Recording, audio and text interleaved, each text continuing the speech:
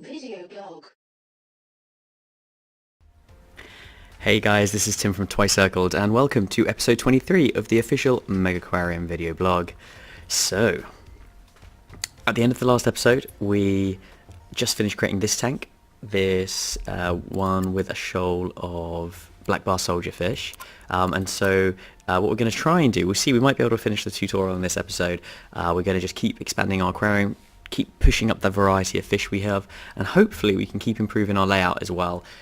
Because I think it could still probably be improved, just kind of maximising the surface area of tanks and making sure that guests are wasting as little time as possible as they're moving through. So I think the next thing on our to-do list really is to unlock a new fish, because we've got loads of spare ecology points. So we go for a clownfish, which actually has quite different traits to the other damsels. It's got cute, and I happen to know that it'll also have a couple of different traits that it'll unlock when it grows into an adult. Or we could go for something a little bit different. We've got this fuzzy dwarf here. This one's interesting. It's one of these no conspecifics. It also doesn't like aggressive tank mates, and I can't but remember what other fish are aggressive. Groupers are not, tangs are not. So yeah, we could totally put one of these in with the grouper and the tang. But this is an interesting one because it requires a very high water quality. Now I think we were kind of planning to have a relatively high water quality in this tank. So maybe the thing to do here is to not have too many different types of fish. But this one has the 3 different colourful fish. Now I think this one can have a tank of its own. Alright, cool. Let's go for the fuzzy dwarf.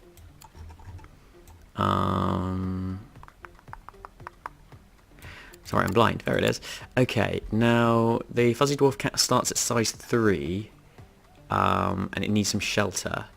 Now we could put it in this tank here, although again we want to make sure that it gets spotted. Could put it in this tank, but that one needs the shoal. Yeah, I think we're just going to have to... I think, if I remember correctly, in the last vlog, the guests were pushing right round this corner, so I think we do have space. I do think the guests will reach this tank, so I think we'll put one in here. And that's fine. You want some shelter, so we're going to have to choose something that has shelter. Now, if you look underneath the name of the decoration, then you can see whether it provides shelter. We could choose the mangrove, the coral, or we could choose this anacaris plant. Let's see if we can synergize. So this one likes striking traits. The mangrove and the anacaris doesn't actually have either of those. So actually, we might as well just go for this one, because if we do add a striking, although I'm not sure there'll be space, to be honest, once this one's grown up. What size does he grow to? 5. Okay, there'll be a little bit more space in there.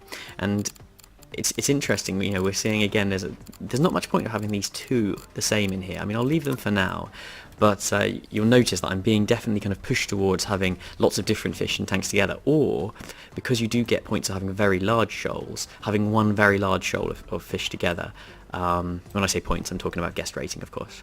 Alright, well, we can unlock some more sciencey things. I mean, it's always good to have the most powerful filter. I guess I'll get that. And we could totally look at getting some more tanks. We've got some really big tanks here, and we should be pushing towards maybe getting one of these larger, really kind of special fish. Is there any way we can increase our ecology in the meantime by spending a bit of science? Changes colour. We could do that with the Emperor angelfish. Prestige will be very valuable, but currently is not. So that's science points. Yeah, you know what? I think we're kind of already using the best. And obviously there's going to be loads more decorations, so this is just what we currently have in the game. But at the moment, the best seems to be actually these, with lots of different hardy fish. Let's just see if we got all the hardy fish. This one gets hardy, this one's hardy, this one's hardy. This one is not. I actually don't know whether any of these others become hardy. That would be interesting from a design perspective. You can see how it's really powerful if you have lots of animals with the same trait, because then you can get these really big bonuses off these decorations, which you only have a limit of 1 per tank. But I think actually, to be honest, we're kind of already maximising to a certain extent what we can do in the hardiness. If we really want to just have loads of ecology points and we don't want to worry about guest rating for a minute, then possibly what we should do is... In fact, you know what would be great? Let's add another one of these to this tank. Okay. Now, it's now at 14. When the fuzzy dwarf grows, this will be a little bit crowded, but what's nice here is this is +8 per species with the hardy trait, and actually if we have a look at these guys, we've got, I've clicked on the wrong one, it's this one, these 3, hardy.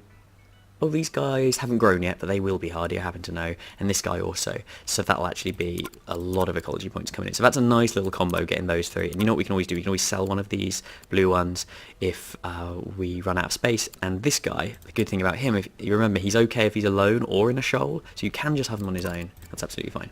Okay, let's... okay, we forgot that. The fuzzy dwarf, which I didn't actually read you the information about. I don't know if you guys had a little read, but just in case you didn't, this species extends its plumed fins outwards and sways them in an effort to hypnotize its prey. Like the larger volaton lionfish, the fuzzy's dorsal fin also packs a venomous punch. So you can see he's got the venomous trait as well. He eats live mysis shrimp. And I didn't really pay attention to the water quality, did I? But at the moment, the water quality seems fine here. I don't know. We might need to upgrade the filter on this eventually. Yeah, we're gonna. Okay, let's put a big filter on it. And let's just sell this one for now. And then the water quality. Okay, 100. That's fine. Also, I'm sick of this being messy. Let's get rid of these. And we still have to do the mysis shrimp. Oh, there's so many things I want to do. I also wanted to add a tap at the back here because. These ones take quite a long time to... The walk from this tap to these tanks is very long. Okay, and finally, we need to get some mysis shrimp. Now, again, this isn't showing at the moment, but you only get 5... because this is a live culture, it's actually quite a small... kind of throughput, and I might complicate this mechanic more. I might make it so that you actually have to feed these cultures with special feed and stuff like that, but at the moment the thing that makes them difficult is they're expensive, and they only have a capacity of 5. So one of these will be fine, but you do have to be careful because these can get really expensive if you have a lot of fish that need these live animals to eat, because it's much harder to keep those. It's just much more expensive to create large quantities of those. Oh, we actually don't have quite enough money for that, and there's no loans in the game yet, so I'll have to wait till some more people come in, otherwise this guy's not getting fed. Alright, there we go, let's just do that.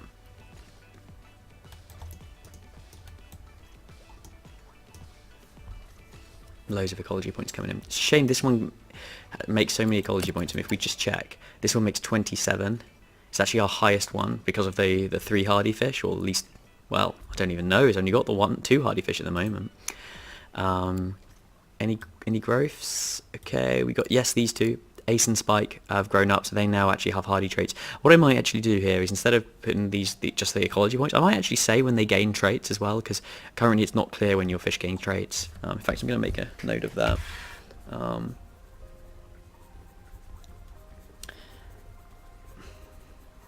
It's my signature move, not talking for 5 seconds while I write down something. You know you love it.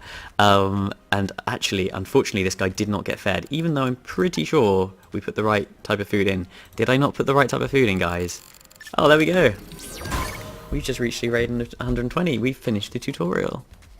And now more guests will be coming in, so that'll increase our income, which is good. So we can now click the skip button. So I finished the tutorial, but there's still quite a lot left to do. We've got a load of fish we haven't seen. I can't really stop playing this until we've bought a shark. So yeah, this guy eats. Oh gosh, yeah, I have actually improved this in the current version of the game. This is an old version of the game that I'm playing for this vlog series, but I actually have been doing work in the background, of course, and it's now much easier to check what things eat. Live mysis, and this one's definitely a live mysis, right? In fact, you can't even tell what this is. Gosh, what if I pick it up? No. Wow. Okay. Yeah, that's some bad UI, but don't worry, I've actually solved that in the next one. Okay, this is overcrowded. Let's see if we can do something about that. And that's because these guys have all grown up. So now I think it's a shame we've got these. It's very colourful. I think we've got these 3 colourful fish. It's such a shame to break that up. So I think we're going to move Muscle Man out because, to be honest, we're not really making use of his greedy or his clever in that tank. So let's put a new tank in. Let's put a big one in. Maybe one of these observer tanks would be fun. Haven't got one of those yet. And actually, I might just give him his own little tank. This one's size 12 because he's size 9. Yeah, maybe I'll just give him his own tank. Where'd be a fun place to put it though? I mean, maybe we should get rid of these two now. Start making a better use of this. We could do something like that, but that's kind of no, that's awful, Tim. Terrible idea. Oh, I just don't know. The observer tanks are interesting because they stick out and they actually have more viewing locations around the side. I haven't quite worked out the best way to use them yet. I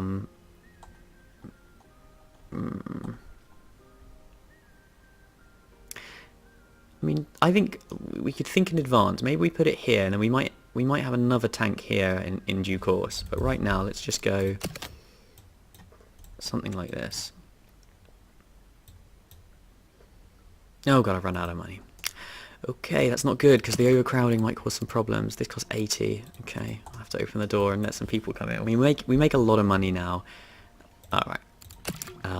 Here we go. So, I think my plan was to make it stick out. We do something... Oh my god, no access for stuff. My own UI haunting me. Okay, something... And then I didn't have enough money.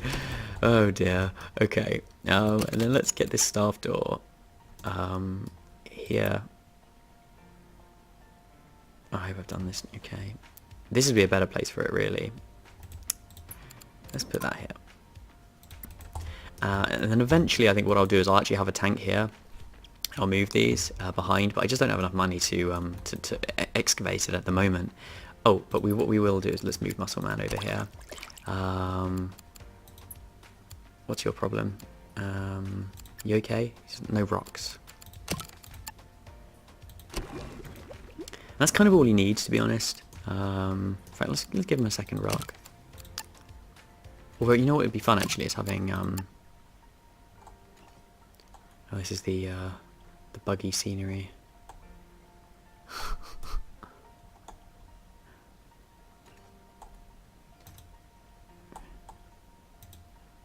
I can only get it to appear when it's hanging out the tank. Again, I fixed that in the latest version of the game. Let's just give him a second rock.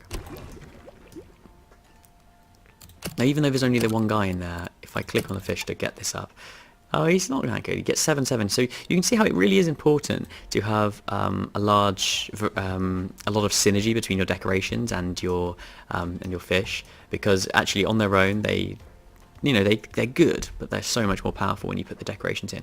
Oh, and some people weren't fed. Oh dear. Okay, so wow, we made absolutely. I wasn't even paying attention to the. I wasn't even paying attention to how much ecology we got. So now we really have the money rolling in. And now, you know what? See, you wouldn't be able to do this really. I can put that guy in there. You wouldn't really be able to do this because actually the group would totally eat this guy. Just eating mechanics aren't quite in yet.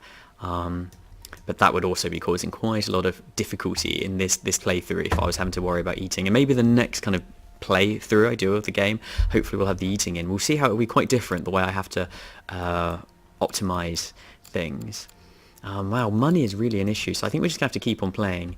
Even though I've got so much ecology, I could unlock loads of new fish, but I just don't have enough to bring in all these different things. I mean, I could add a copper band because he eats live mysis, so I could probably have him. Well, no, but actually, that's more than 5 if you add their 2 sizes, this and the fuzzy dwarf together. Go for again, all of these require different types of food, which we don't have access to yet. We have access to them, but they're a bit expensive to get in. We've already got the nori, so maybe we should add a fox-faced rabbitfish. Changes colour, that's a good one. Changes colour. Yeah, that's plus 10 ecology. That's pretty good actually. We should probably do those guys. Yeah, and okay, the next tank I'm going to do a changes colour one. So we're going to add the fox-faced rabbitfish to the emperor angelfish, because both of these change colour. The fox-faced rabbitfish has venomous dorsal spines, and like many other venomous animals, shares the yellow and black colouring that warns potential predators away. Now, I'm pretty sure that this one also changes colour at night. I think that's how it works.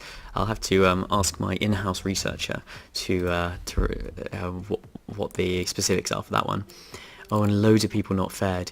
And this is the problem when you start to spread your staff out across multiple types of food, and more tanks. It's much harder for them to get around. We actually only added a couple of fish, but it's the spreading out of different types of food and different types of tank that have made this really difficult. Oh dear, almost went down. Okay, so what we'll do, we'll spend this money, and then I will have to end the vlog here. Let's see if we can get this second tank in. So what we're going to do is it will just be another 3-1, like that. And obviously I'm going to move these behind as well. Oh, this isn't that neat. Yeah. Maybe I should move this forward. I don't know. It's just I don't want the single gap there. That's not ideal. I guess I could move this round too. Yeah, that's not the worst idea. Okay. Hear me out, guys. Hear me out. Oh no. It's this one, is it? Something like this, and then we poke this one out. An extra one. These guys will have to go behind. Then bring this one up. We do have a little bit of a crunch spot here, where we might have people struggling to get through here. You might notice if when you play when we do the next day in the next episode, people coming back. Hopefully I'll remember to remind you guys to look out for that in the next episode. It's always a bit dangerous having a single square that people have to get through, because although you notice that people walk through each other, they actually cannot be going for the same square at the same time. It's my attempt to make kind of a pseudo crowding effect, where if you had actual proper collisions where people couldn't actually walk through each other, it would just get really messy, and you'd never be able to get anybody through your aquarium.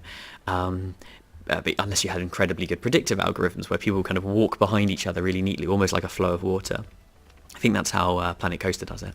But I went for a different effect, which I think is pretty cool in its own right, which is that a guest cannot be aiming for the same square as another guest, and so you get this kind of pseudo crowding, where if you've got a tight space, if someone's kind of walking from here to here, and someone is here, they can't also walk to there. And the way that the kind of system works for kind of as they walk through here is that they'll actually all have to pass through this square. They can't just kind of aim to go to here. Yeah, so that might cause some problems. So you do have to be careful with your layout. Okay, so let's unlock this rabbit fish. We'll put him in. Now this has no rock, so let's just sort that issue out. And also, we want to get this one unlocked, and then this one just likes open space and a high water quality, so we're fine here. It is an aggressive fish, but I think this one's fine. Yeah. So you can't put any old fish in with this Emperor Angel fish, because he is they can be quite well, imperious, true to their name. Okay, let's just put a little bit more scenery in. Oh, and of course, the whole point of this is we wanted to put the spiral shell in. Front and center, I think. Lovely. It does look a bit weird when the walls are down. Alright guys, well, I'm going to have to leave it there. Thank you very much for watching. We'll have to see in the next episode whether this new little layout that I've got actually works.